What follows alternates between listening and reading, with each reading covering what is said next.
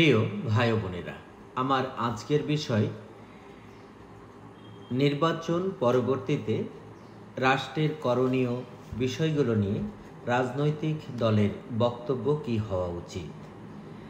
আমরা দেশে একটি মধ্যবর্তী সরকার লক্ষ্য করছি, যারা ৮ মাসের ভেতরেই দেশের বিভিন্ন ক্ষেত্রে বিশেষ করে পররাষ্ট্র, অর্থনীতি এবং সার্বিক বিষয়ে অর্থাৎ দ্রব্যমূল্য এসব বিষয়ে ব্যাপক উন্নতি ও লক্ষণ আমরা দেখতে পেয়েছি এবং তারা সফলতার সাথে কাজ করছে।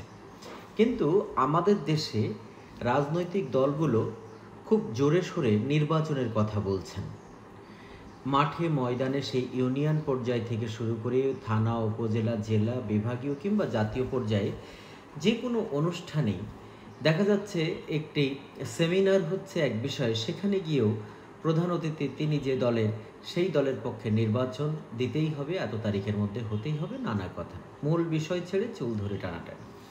যাই হোক, আমরা এই দেশের জনগণ মুখরোচক কথাবার্তায় বেশ শুনতে আগ্রহী, কিন্তু আমরা যুগে যুগে এই বাংলাদেশ ৫৪ বছর স্বাধীনতা লাভ করেছে, এখানে দেখুন যে আমরা রাজনৈতিক নেতৃবৃন্দকে এত সম্মান করি, তাদের বক্তব্য শুনি, তাদেরকে শ্রদ্ধা, রেসপেক্ট যাই বলি না কেন এগুলো আমরা করি। কিন্তু এই নির্বাচনের কথা যতটা বলা হচ্ছে, নির্বাচন পরবর্তী সরকার গঠন হলে আপনাদের ম্যানিফেস্টো কী, আপনারা জাতির ভাগ্য উন্নয়নের জন্য কি করবেন, সে বিষয়ে কিঞ্চিত কথাবার্তা কোনো রাজনৈতিক নেতার মুখ থেকে আমরা পাচ্ছি বলে মনে হয় না। একটু মিলিয়ে নেন। ধরুন নির্বাচন করে আমরা অধীর হয়ে আছি, নির্বাচন হলো, নির্বাচনের পরে একটি দল ক্ষমতায় আসবে, সেই দল সরকার গঠন করবে, তারপরে ১০০ দিনের কর্মসূচি দেবে, তারপরে মাস বছর পেরিয়ে তাদের মেয়াদ শেষ হবে, আবার তত্ত্বাবধায়ক সরকার পদ্ধতি বাতিল হবে এবং সেটা নিয়ে আন্দোলন হবে, অনেক কিছুই হবে, জনগণ আন্দোলন করবে, বুকের রক্ত দিবে। কিন্তু এই জনগণের জন্য তারা ক্ষমতায় যে কি করলো, সেই বিষয়টি তো আমাদের এখন জানা উচিত। বিশ্ব এখন একটি গ্লোবাল ভিলেজ, ডিজিটাল যুগের কল্যাণে আমরা সব খবর কিন্তু সবাই ঘরে ঘরে হাতের ছোট মোবাইল ফোন থেকে পেয়ে যেতে পারি। কে সত্যি কথা বলছে, কে মিথ্যা কথা বলছে, সব কিছুই আমাদের কাছে এখন নখদর্পণে পরিষ্কার। তাহলে সেই রাজনৈতিক যে আলো আঁধারির খেলা, সেগুলো কিন্তু এই যুগে আর চলে না। ধরুন বাংলাদেশে যেসব রাজনৈতিক দলগুলো বলছে নির্বাচন দিন, নির্বাচন দেওয়া হলো, আপনি ক্ষমতায় এলেন, নির্বাচনের পরে আমার কৃষকরা সার কম দামে পাবে কিনা, আমার কৃষকের উৎপাদিত পণ্য ঢাকা শহর বা বাণিজ্যিক শহরগুলোতে পৌঁছতে সেই ৩ টাকার আলু ৩০ টাকায় পৌঁছাবে, আমার কৃষক কিছু পাবে কিনা, আমার কৃষক পাটের দাম পাবে কিনা, আমার কৃষক ধানের দাম পাবে কিনা, তার উৎপাদিত শস্যের দাম পাবে কিনা, মাছের দাম পাবে কিনা, আপনি নিশ্চিত করে বলছেন কি? বলছেন না। আপনি রাজনৈতিক নেতৃত্ব ক্ষমতায় যাবার জন্য পাগল হয়ে গেছেন। আপনি এই কথা বলছেন না যে ইংলিশ মিডিয়াম বিদেশি স্কুলে পড়তে একজন বাবার ৫ লাখ, ৭ লাখ, ১০ লাখ টাকা দিয়ে ভর্তি হতে হয়, মাসে ৭০, ৮০, ১ লাখ, ১.৫ লাখ টাকা তাকে মাসিক বেতন দিতে হয়। শিক্ষা একটা বাণিজ্যিক পণ্যে পরিণত হয়েছে।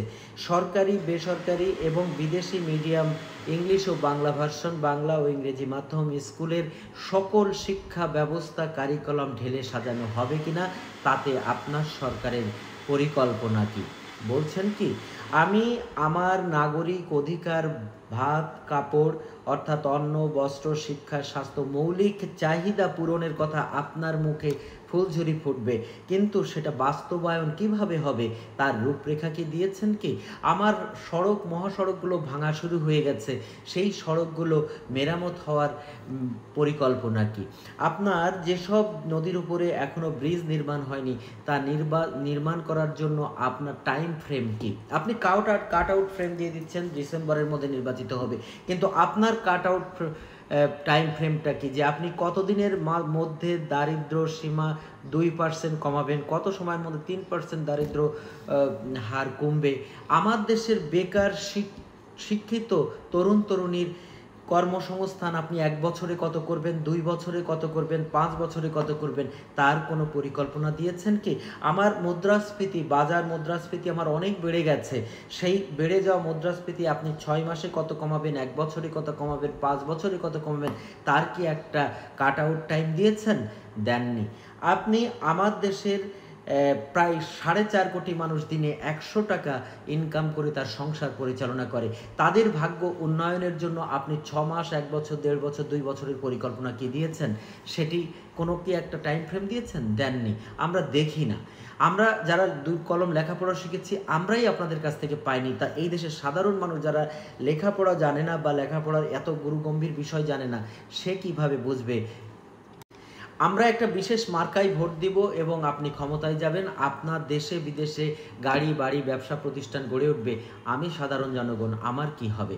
আমি জমি রেজিস্ট্রেশন প্রক্রিয়া, মিউটেশন, নামজারি, খাজনা, নানা একেবারে পদে পদে পদে সুদ ঘুষের যে বাণিজ্য, সেটি কত মাসের মধ্যে আপনি নিরসন করবেন?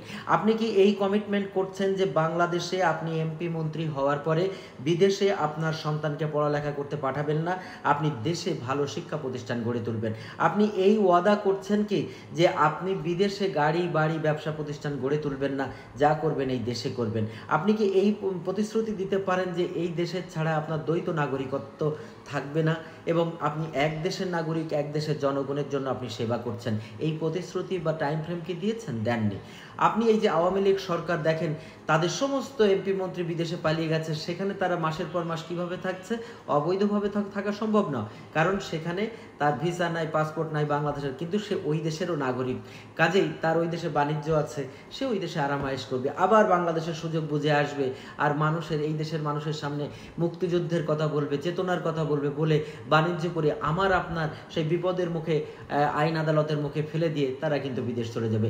পরবর্তী সরকার বা রাজনৈতিক দলগুলো যে সেটা করবে না, এর তো কোনো গ্যারান্টি নেই। কাজেই আপনারা নির্বাচন করার আগে, নির্বাচন হওয়ার পরে আপনি কি করবেন, নির্বাচন হলে আপনার দল কি করবে, নির্বাচন হলে আপনি কতদিনের মধ্যে জাতির ভাগ্যোন্নয়নের জন্য শিক্ষা, স্বাস্থ্য, তারপরে আপনার যে অবকাঠামোগত উন্নয়ন, ব্যবসা বাণিজ্য, এই সব বিষয়ে আপনার ম্যানিফেস্টো কি? আপনি কি এটা বলছেন যে কোনো রাজনৈতিক দল যে আমি ক্ষমতায় আসলে আমি একেবারে যুব উন্নয়ন মন্ত্রণালয়ের মাধ্যমে বাংলাদেশের শিক্ষিত অর্ধশিক্ষিত বেকার যুবকদের ফ্রি ট্রেনিং করিয়ে বাংলাদেশ কর্মসংস্থান ব্যাংকের মাধ্যমে তাকে লোন দিয়ে বহির্বিশ্বে বিভিন্ন দেশে বাজার খুঁজে বের করে বৈধভাবে আমি সেই দেশে পাঠাবো, তার দেওয়া রেমিটেন্স থেকে আমি সেই লোন পরিশোধ করে নিব, এভাবে আমি 2 কোটি 3 কোটি মানুষের কর্মসংস্থান করব, বলেছেন কি? বলেননি। কাজেই আমরা আপনাদেরকে নিয়ে কি স্বপ্ন দেখব না, কারণ আজকে যে ইন্টারিম সরকার যে কাজটি করছে তা দৃশ্যমান, তার কিছু এই জনগণ বা জাতি আশা করছে, পাচ্ছে। এবং আমরা যদি মনে করি এই সরকার অন্তত কিছুদিন থেকে আমাদের ভাগ্যের পরিবর্তন, তারা কোনো প্রতিশ্রুতি দিয়ে আসেনি বরং করছে, তো আমরা সেই করাটাকে জাতির ভাগ্যের উন্নয়ন হিসাবে তো গ্রহণ করতে পারি। রাজনৈতিক দলগুলো তো পরিশুদ্ধ হতে পারে। দেখেন বড় বড় রাজনৈতিক দলগুলো আগে বলতো সরকার তাদেরকে সেই সম্মেলনগুলো করতে দেয় না, তা কাউন্সিলগুলো করতে দেয় না, এখন তো 8 মাস পার হয়ে গেল, আপনারা ইউনিয়ন থেকে একবার সেন্ট্রাল পর্যন্ত কাউন্সিলগুলো করে দলকে পুনর্গঠন করে নিতে পারতেন না। আপনারা ক্ষমতায় যাওয়ার পরে ক্ষমতার সুবিধা ভোগ করে তারপরে এগুলো করবেন, আপনাদের পদ বাণিজ্য হবে, আপনাদের পোস্ট বাণিজ্য হবে, সেখান থেকে ইনকাম হবে। কাজেই এই গণতন্ত্র যাদের দলের ভিতরে আপনারা চর্চা করছেন না, আপনারা নির্বাচনটাই গণতন্ত্রের মাপকাঠি ভাবছেন, কেন জনগণ আপনার এই কথিত নির্বাচনের জন্য রক্ত দেবে? আমরা ফ্যাসিবাদ আর দেখতে চাই না। আমরা রাজনৈতিক নেতৃত্বের কাছে অনুরোধ করব যে সকালে এক কথা, দুপুরে এক কথা, বিকালে এক কথা না বলে আপনারা কনক্রিট ডিসিশনে আসুন যে আপনারা কি চান জাতির কাছে, আপনারা কি দিতে চান জাতিকে, আপনি ক্ষমতায় আসলে জনগণকে কি দিবেন, সেইগুলো যদি আপনারা জনসভায়, সভা সমাবেশ, সেমিনারে বেশি বেশি বলতেন, আমরা প্রতিশ্রুতি পেতাম যে এই দলটিকে আমরা এবারে একটু নির্বাচন করে দেখি যে তারা ক্ষমতায় আসলে এই কাজগুলো তো করবে না। শুধু নির্বাচনে চাইছি, নির্বাচন করে গলা ফাটিয়ে আপনি জনগণকে কি দিবেন সেইটা একটু বলুন, আমরা সেটা জানতে চাই।